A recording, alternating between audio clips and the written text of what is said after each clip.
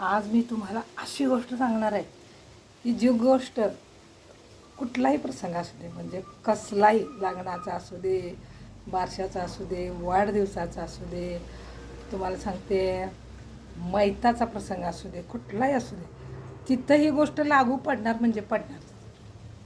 कुठल्या कारणाला ती लागू पडेल असं नाही, कुठल्याही कारणाला तिच्यातून जे तात्पर्य निघणार आहे किंवा बोध त्या गोष्टीचा, तो बोध प्रत्येक प्रसंगात लागू होणारा असा आहे. तर गोष्ट अशी आहे की एका जंगलात असे निरनिराळ्या रंगाचे पक्षी असतात. तर तुम्हाला माहितीच आहे, सांगायला तर निरनिराळ्या रंगाचे पक्षी असतात आणि सगळे असे एका छान वटवृक्षाच्या झाडाखाली नेहमी बसत असतात. सगळे बसत असतात. अर्थातच त्यात सगळ्यात आघाडीवर असणार आहे तो म्हणजे मोर. बरोबर. मोर सगळ्यांच्यात पुढं असायचा, कारण तो सुंदर दिसायला छान. आता ह्या मोराच्या पाठोपाठ आले, मग पोपट आला, राजहंस आला, अनेक रंगाचे पक्षी, चिमण्या सगळे होते. एवढं काय, त्याच्यात कोकिळासुद्धा होती. पण त्यांच्यामध्ये कावळा नव्हता. कारण सांगते, कावळ्याला ती लोक काय म्हणायची, तू काळा आहेस, तू कर्कश ओरडतोस, काव काव, काय आवाज तुझा, शी, तो काय आमच्याजवळ नको, आमचं आपलं चाललं आहे ते बरं, फक्त कावळा सोडून. आणि तिसरी गोष्ट आणखी एक होती, कावळ्याला ते जवळ धरत नव्हते. त्याचं कारण आणखी एक होतं, ते म्हणजे त्याला म्हणायची ती, तू मेलेल्या माणसाला जे अन्न ठेवतात ते तू खातोस, तू स्मशानभूमीत जातोस, तो काय आमच्याजवळ फिरकू नकोस. कावळा पण काय, म्हणजे कावळ्याला काय आपण कमी समजत नाही, त्याला खूप चतुर समजतो आपण. आपल्याला कळत नसते तेव्हापासून कावळ्याची गोष्ट घरात सांगितली जाते. अरे एक गोष्ट राहून गेली की, नमस्कार माझ्या अंतरंगामध्ये मी प्रवीला आपणा सगळ्यांचं स्वागत करत आहे, हे म्हणायचं राहूनच गेलं. सॉरी, पुढची गोष्ट ऐका. तर काय झालं, ह्या कावळ्याला सगळ्यांनी छिथू छिथू करायला सुरुवात केली. पण कावळा काय त्यांना हिंगलत नव्हता म्हणजे विचारत नव्हता. कावळ्यानं काय केलं, कावळा म्हटला, अरे माणसाने मला माणसं बोलवून खायला घालते, काय मला बोलवून खायला घालतात, तसं तुमचं नाही. माणसं जे खातात ते मी खाऊ शकतो, तुम्ही आमच्या नादाला लागू नका. माणसं मला विचारतात म्हणून तुम्ही का जळफळाट करून घेताय स्वतःचा, असा कावळा म्हणायचा. आता असं झालं, बरेच दिवस गेले, हे आपलं पक्ष्यांचं चाललेलं असतं. त्यांना शेजारी कावळ्यांचा जरी थवा बसलेला दिसला तर ते म्हणायचे, यांना हाकला, हे काय आपल्या गटात नव्हतं, हे बाहेर टाकला.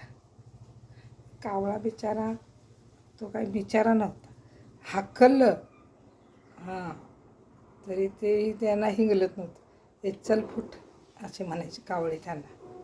कोण आहेस तू? आवडा पोपट म्हणायचा, अरे बघ बघ माझ्याकडं, माझी चोच बघ, माझे पंख बघ.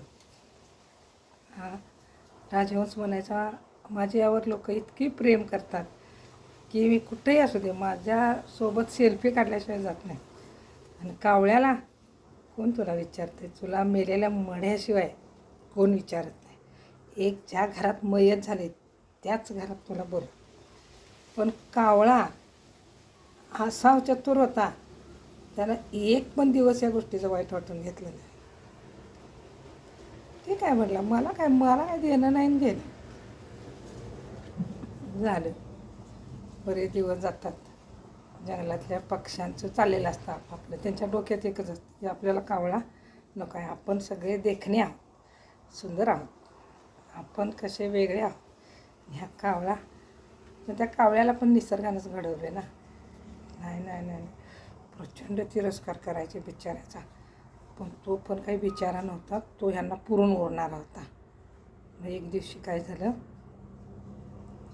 शिकारी आला आणि त्यानं जाळं टाकलं. हे पक्षी सगळे बसलेत गप्पा मारत आणि त्यानं जाळं टाकलेलं त्यांना माहिती नव्हतं. सगळे पक्षी त्यात सापडले, निरनिराळे. पण कावळा त्यांच्या ग्रुपमध्ये नव्हता ना, त्यामुळं कावळा नाही सापडला. कावळा बाजूच्या फांदीवर होता. म्हणजे त्यांचे बरेच, कावळा म्हणजे एकटा नव्हता, 50-60 जण त्यांचे सगळे मित्र, भावकी बिवकी जे जे कोण असेल ते सगळे होते तिथे. मग सगळ्यांना पकडलं. तर ते त्यातला एक पक्षी होता राजहंस. तो म्हणाला, तो तो तो बसलाय का कावळा, त्याला पण पकडा. तो पण इथंच बसलेला असतो आमच्यासोबत, त्याला पण पकडा. आम्हालाच नुसतं पकडलं का. तर तो शिकार करणारा होता. तो म्हटला, हे बघा मला काय माहीत नाही तो तुमच्यात बसत होता का नव्हता. मी जेव्हा जेव्हा इथं यायचो तुम्हाला पकडण्यासाठी, जाळं लावायचं, बऱ्याचदा माझे प्रयत्न फसत होते, पण त्यामध्ये मला कधीच कावळा दिसला नाही. त्यामुळं मी कावळ्याला पकडणार नाही. दुसरी गोष्ट म्हणजे कावळ्याचं काम काय आहे. मी मोर नेऊ शकतो, पाळू शकतो, पोपट नेऊ शकतो, पाळू शकतो, राजहंस नेऊ शकतो, पाळू शकतो. याच्यातला कुठलाही पक्षी मी नेऊ शकतो, गरुड सोडून, आणि 2 नंबरला कावळा सोडून. तर नेलं त्याने, पकडून नेलं. त्यांना पाळलं असेल, कापलं असेल, जे काय केलं असेल, पण कावळ्याला कोणी टच पण केला नाही, त्याच्याकडे बघितलं पण नाही. कावळ्याचा आणि आमचा काय संबंध. उलट तो शिकारी होता ना, तो काय म्हणला, अरे कावळा निदान आमच्या उपयोगाला कधी ना कधी पडतो. कावळ्यासाठी माणसं एडीपुशी होती. कावळा जर एखाद्या मैताच्या ठिकाणी आला नाही, फिरकलाच नाही, तर त्याच्या नावानं आम्ही हातापाया पडतो, ये बाबा ये बाबा म्हणून. कळालं. त्यावेळी आम्ही गाईला पण घास भरवत नाही, कुत्र्याला पण भरवत नाही, कारण कावळा येईल अशाने. इतका कावळ्याला मान सन्मान आहे. मग तुम्ही त्या कावळ्याच्या नादाला कशाला लागते. तुम्ही त्याचं नाव घेऊ नका, तुम्हाला पकडले, तुमचं काय करायचं ते बघतो आमचं. तर अशा प्रकारे त्या सगळ्यांचं काय झालं, गर्वहरण झालं. आता गर्वहरण झालं का, ते त्यांनी पुढं त्यांना कशी ट्रीटमेंट मिळाली हे त्यांच्यावर अवलंबून राहील. पण कावळा बिनधास्त होता. त्या म्हटला ह्यांच्या नादालाच लागून. थोडक्यात काय, ह्यांना एकमेकांच्या स्वरूपाविषयी, सौंदर्याविषयी, मी कसा दिसतो, तो कसा दिसतो, हा कसा आहे, तो कसा, याविषयी प्रचंड गर्व होता. आणि असे गर्वानं भरलेली सगळे ते पक्षी एकत्र बसले होते. त्याच्यात फक्त कावळा नव्हता, तो त्यांच्या नादाला पण लागत नव्हता, त्यामुळं तो वाचला. आता परत एकदा शिकार सापडली की परत शिकारी जाणार पकडायला, विषय काय, बरोबर. तर असं असतं. तर ही गोष्ट कुठल्याही प्रसंगात लागू पडते. जो त्या वाटेला जात नाही, ज्या गावाला जो गेलेलाच नाही, त्याला भिण्याची काय गरज आहे. त्याची सोय त्याचं त्यानं केलेली असते. पण काही लोकांना असं असतं की मी मोठा, मी श्रेष्ठ, मला सगळ्यांनी असं माझ्यावर सगळ्यांनी कॅमेरा फिरवला पाहिजे, माझ्यासोबत सेल्फी घेतली पाहिजे, माझ्या नावाचा प्रत्येक कार्यक्रमात आवर्जून उल्लेख केला पाहिजे. कावळा म्हणजे कोण, तो अलिप्त व्यक्ती ज्यानं जगाला जाणलं जग कसं आहे, आणि तो त्याच्या जगात सुखी आहे. त्याला जगाला चांगलं पण म्हणायचं नाही, वाईट पण म्हणायचं नाही. जसं चाललं आहे तसं तुमचं चालू द्या.